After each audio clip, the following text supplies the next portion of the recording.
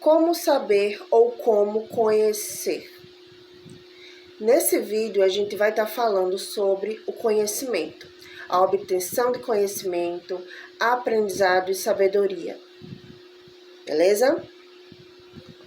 Essas são as perguntas que nos fazemos, ao longo de muitos e muitos tempos, de séculos e séculos, a respeito de como sabemos, como encontramos as respostas às quais é que a gente procura e por que a gente procura, para o que a gente deseja obter esse conhecimento, não é mesmo?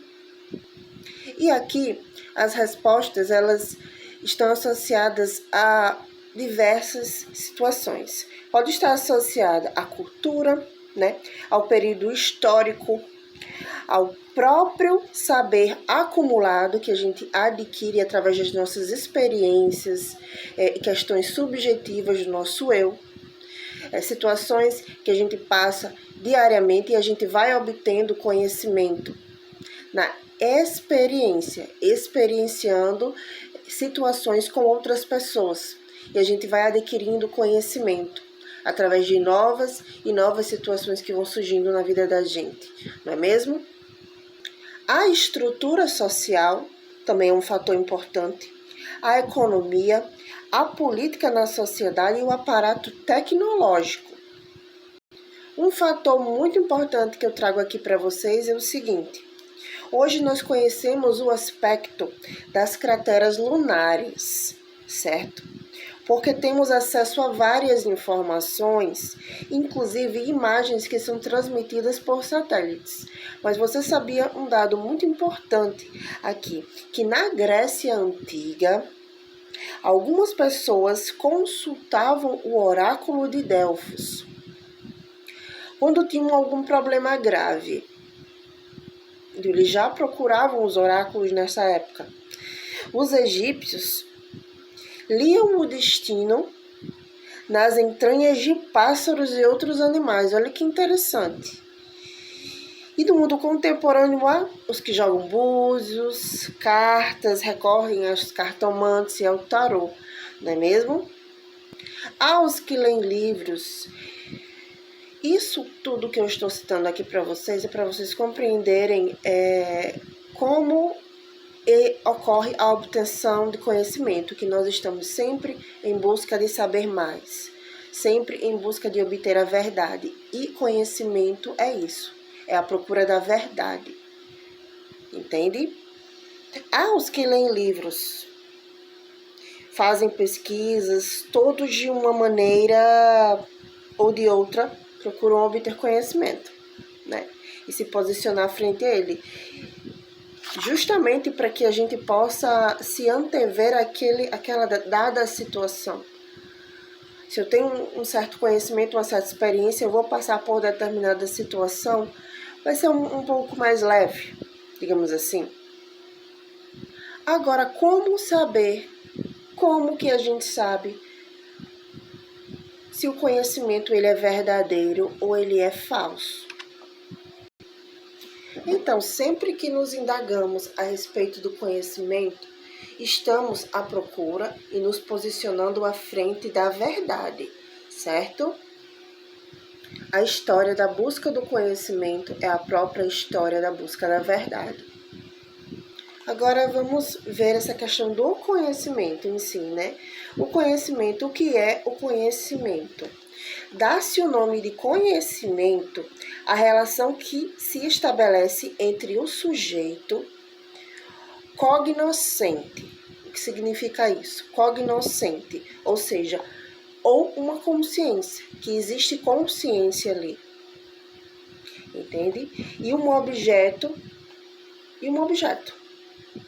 a consciência e um objeto, certo? Todo conhecimento, portanto, pressupõe dois elementos: o sujeito que quer conhecer e o objeto a ser conhecido, certo? O que se apresenta frente a frente, dentro de uma relação, isso equivale a dizer que o conhecimento é o ato, o processo pelo qual o sujeito se coloca no mundo, e com eles estabelece uma ligação. Nós estamos estabelecendo uma ligação consciencial. Por outro lado, o mundo é que torna possível o conhecimento. É oferecer um objeto apto a conhecê-lo. Você está apto a conhecer o que é desconhecido a você? Você está adquirindo conhecimento sobre determinado objeto, situação. Então, por extensão, dá-se também o nome de conhecimento, o saber acumulado pelo homem através das gerações.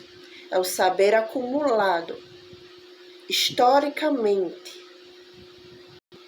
Nesse caso, o conhecimento ele pode ser concreto, de ordem concreta, quando o sujeito estabelece uma relação com o objeto individual.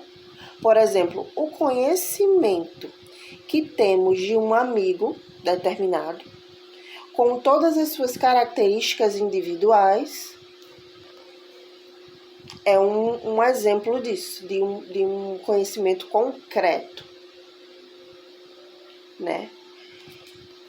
E pode ser também abstrato. Vamos lá. Quando se estabelece uma relação com um objeto geral, universal. Esse é o conhecimento abstrato. Exemplo, o conhecimento que temos do ser humano como gênero é um conhecimento abstrato. No processo de abstração, o conceito torna-se mais extenso à medida que o conteúdo intuitível, aquele conteúdo que é imediato, fica mais pobre. O conceito do homem, por exemplo, é muito mais extenso que o conceito do amigo, porque o primeiro recobre todo o gênero humano, né? Nós estamos falando do homem em si, incluindo homens, mulheres, jovens, anciões, amigos ou não, né? Isso engloba todo esse aparato. Além disso, o conteúdo passível de ser apreendido pela intuição sensível, conhecimento direto, pelos sentidos, pelas sensações, esvazia-se, uma vez que o conceito do homem não tem cara nem sexo, nem idade, nem cor, nem características de personalidade definidos. Então, de um lado nós temos o conhecimento abstrato, que nos ajuda a organizar e compreender um número imenso de acontecimentos, e por outro, ele nos afasta da realidade concreta. O verdadeiro conhecimento se dá dentro do processo dialético de ida e vinda, e concreto para o abstrato. Processo esse que jamais tem um fim e que vai se revelando no mundo humano na sua riqueza e diversidade. É importante ainda ressaltar a relação que o conhecimento implica numa transformação, tanto do sujeito quanto do objeto. O sujeito se transforma mediante o novo saber. E o objeto também se transforma, pois o conhecimento dá sentido. Olha só que interessante. Há muitos modos de conhecer o mundo, que dependem da postura do sujeito diante do objeto de conhecimento. O mito, o senso comum, a ciência, a filosofia e a arte. Todos eles são formas de conhecimento, não é mesmo? Pois cada um, a seu modo, busca desvendar os segredos do mundo, atribuindo-lhe um sentido. É preciso ter um sentido, não é mesmo? O mito proporciona o conhecimento, que é mágico e pode ainda vir permeado pelo desejo de atrair o bem e afastar o mal, dando segurança ao ser humano. Então, o senso comum ou conhecimento espontâneo é a primeira compreensão racional do mundo resultante da herança do grupo a que pertencemos e das experiências atuais que continuam sendo efetuadas. A ciência procura desvendar a natureza a partir principalmente das relações de causa e efeito.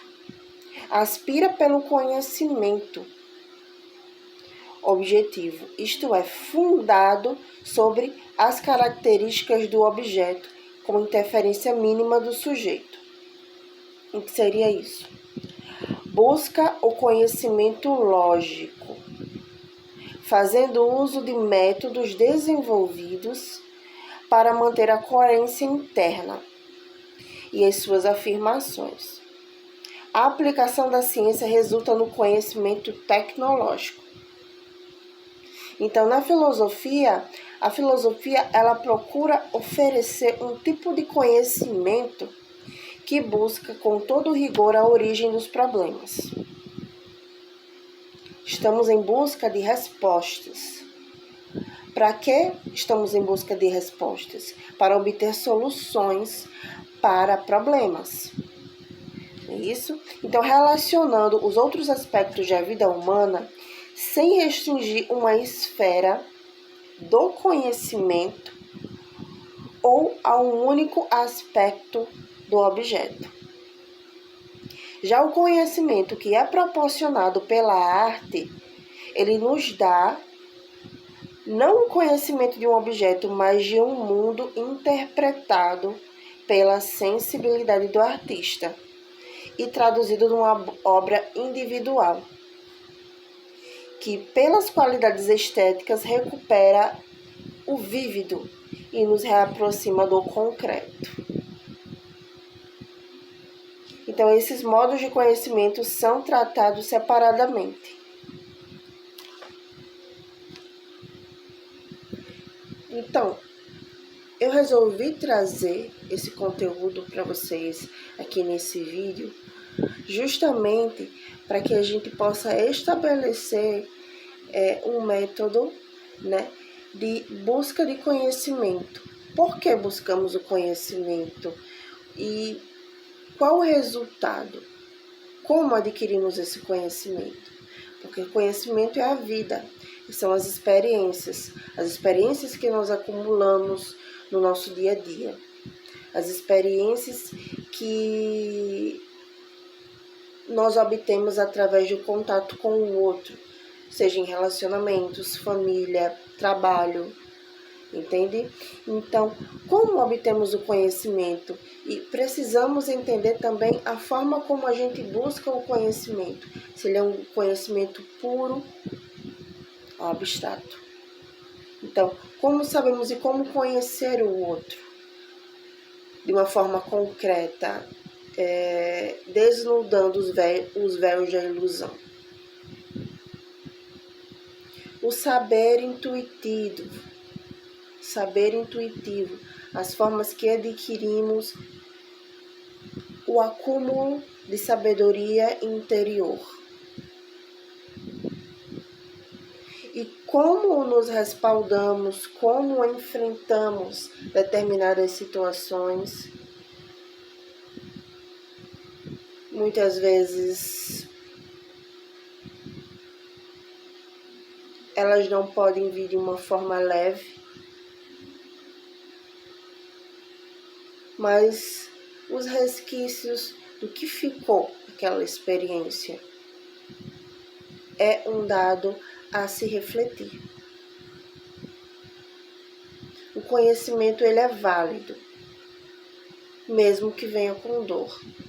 E o conhecimento ele sempre vem de alguma forma com dor. Mas como nós reagimos perante essa obtenção de conhecimento? Como reagimos e como aquilo nos impacta perante o que vem pela frente, o novo? Não podemos não reagir de uma forma tão leve, consciente, muitas vezes,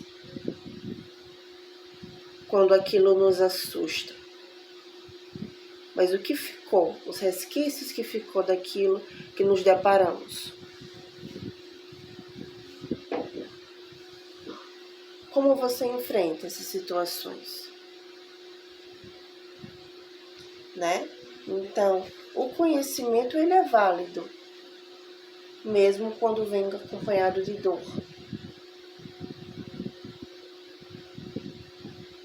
Pois tudo é conhecimento. Tudo é conhecimento, não é mesmo?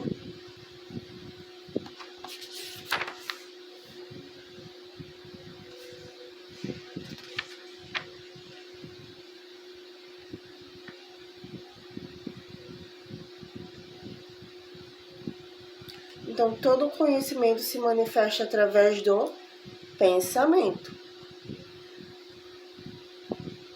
Pensar é articular com as ideias. Signos, ou seja, ligar e unir as representações em cadeias. A gente pode pensar de forma abstrata, fazendo uso de ideias e conceitos mais gerais. Nesse caso, utilizamos de linguagens. Que linguagens são essas que nós utilizamos? A matemática, a química, a linguagem verbal, a própria palavra, né? E permite um maior grau de abstração, de abstrair. Por muito tempo, considerou-se que o pensamento só poderia se efetivar através da linguagem verbal. Mas Kant, que foi um filósofo alemão do século XVIII, na sua obra A Crítica da Razão Pura, ele diz: pensar é conhecer através de conceitos. Nos prolegômenos a qualquer metafísica futura que possa vir a ser considerada como ciência, e ele vai mais longe. Pensar é unir as representações da consciência. A união das representações em uma consciência é o juízo. Pensar, portanto, é julgar. Muito interessante, né? Ao identificar pensamento com formação de conceitos e juízos, Kant, ele liga imediatamente pensamento e linguagem verbal. Vejamos o porquê. A linguagem verbal é um sistema simbólico, certo? Isto é, um sistema de signos arbitrários com relação ao objeto que representam e, por isso mesmo, convencionais e dependentes da aceitação social. Tomando como exemplo a palavra livro, percebemos que nada há no objeto estendido como livro e que me leve a pronunciar essa palavra. Assim, o nosso ato de designar um determinado objeto por um nome livro é arbitrário. E para sermos compreendidos, devemos estar amparados por uma convenção que é aceita pela comunidade dos falantes de língua portuguesa, que garanta a ligação entre som, livro, né, ou sua forma escrita e o objeto a ser representado. Os nomes, as palavras são símbolos dos objetos que existem no mundo natural e as entidades abstratas que só existem no pensamento e na imaginação. Fixam na memória esses sinais, esses símbolos, né? Esses arquétipos. Enquanto ideia, aquilo que já não está ao alcance dos sentidos, criando assim um mundo estável de representações que nos permitem falar do passado e fazer projetos para o futuro. A palavra, portanto, ela transcende, né? Vai além da situação concreta, do vívido. O vívido. A palavra já é uma abstração e com ela elaboramos conceitos e emitimos julgamentos. Mas é muito importante frisar que existem linguagens não verbais que também nos permitem pensar, pois são articuláveis em signos, no caso em signos, símbolos. O tipo de pensamento que elas representam, porém, é diferente uma vez que essas linguagens não operam por conceitos nem emitem juízos.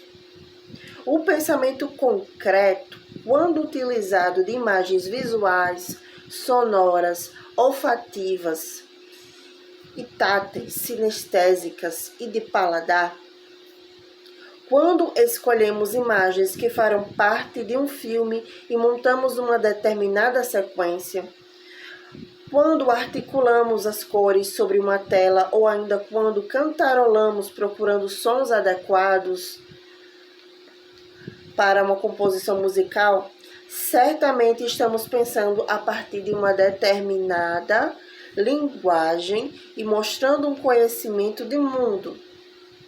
Esse tipo de pensamento, chamado não verbal, está preso ao mundo sensível.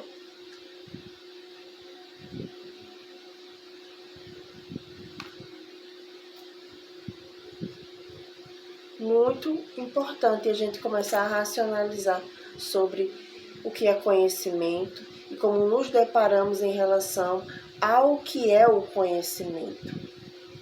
Como adquirimos esse conhecimento, como absorvemos e como nos relacionamos com ele. É sobre isso. Curtiu o vídeo? Deixe seu like, seu comentário. Se inscreve no canal para receber mais conteúdos como esse. Um beijo, até a próxima.